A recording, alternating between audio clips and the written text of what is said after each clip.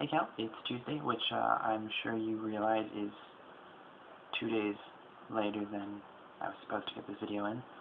So I'm pretty sure you're going to be punishing me. More on that later.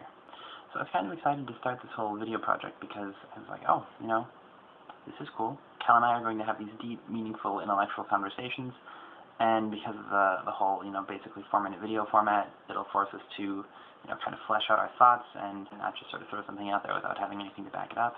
And so I was looking forward to seeing where it would lead me. And then you asked me who my favorite vampire was, which is a valid question. I mean, I've been pretty obsessed with Buffy. We're about halfway through the 3rd season now, so it's a fair question. So when it comes down to Spike versus Angel, honestly, I think who's the better vampire is not the right question.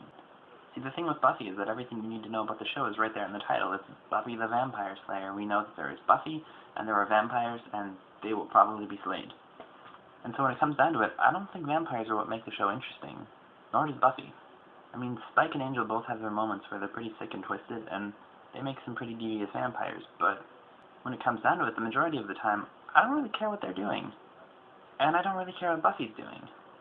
You see, for me, the show is at its best when we have more of Willow diving into the occult, or Xander getting mixed up in bigger things, or Giles revealing more about his past. All the really interesting things in the show happen around the main characters, but they're not really about the main characters. And of course, there's lots of Buffy and Angel plot, and it's not necessarily a bad thing, and it certainly serves its purpose, but to me, it's not really what made the show good. All my favorite villains have been a result of something else entirely. For example, Vampire Willow, who, yes, is a vampire, and I know this is technically cheating, but she's a vampire who gets sucked in from another world, and, I mean, the first thing she does is try to take over this other world, and that's kind of hardcore. See, Vampire Willow is interesting, she's different, she took everything in a different direction, but it didn't stay there, which is why things get kind of dragged down when we have this Angel on and get off again with the soul thing, and Spike coming and going thing. That all gets tired after a while.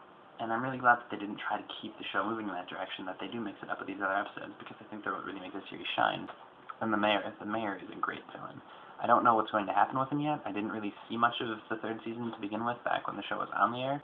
So I'm pretty interested in seeing where this all works out. I mean, the mayor is a great villain. He's got this really unique personality, and he's sort of sick and twisted, but you sort of like him at the same time, and you're not sure why. And that, to me, is a good villain. Spike and Angel definitely have their moments, but without the other things that were going on in the show, I don't think I would be that interested. Which, likewise, is what made Firefly so great. There was a lot going on in every episode. It wasn't just the Malcolm Reynolds show featuring his crew. Every single person played a really important part, and every single person had a chance to shine at least once. Usually more than once per episode. I guess what I'm trying to say is it's not really individual characters that bring me back to these shows so much as it just is really good writing. They actually make us care about these characters, and we keep watching to see what happens. And I could probably continue on and on about Buffy the Vampire Slayer and Firefly, but I want to not look like a complete nerd. I'm ready, I'll face my punishment. But I do hope you remember that, I was pretty generous with your punishment, and it wasn't cruel or horrible, so, keep that in mind. Hi, Cal. So, I have some suggestions for Chris's punishments because he was a slacker. I think you should either make him eat a carrot, or a couple, or you should make him sing. Okay, well, that's what I think. By no means have to do these punishments or suggest them, but hey, figured I could help.